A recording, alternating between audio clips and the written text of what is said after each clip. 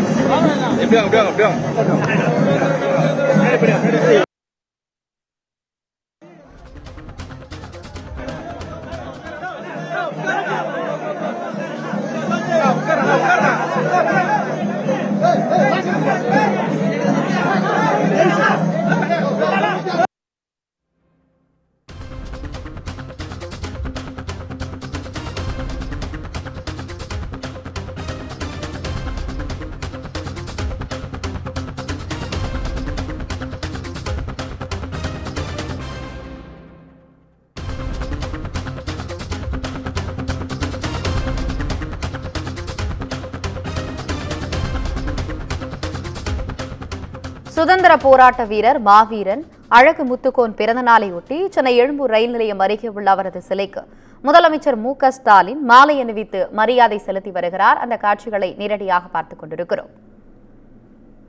அழகு முத்துக்கோன் சிலைக்கு முதலமைச்சர் மரியாதை செய்யும் காட்சிகளை பார்த்துக் கொண்டிருக்கிறோம்.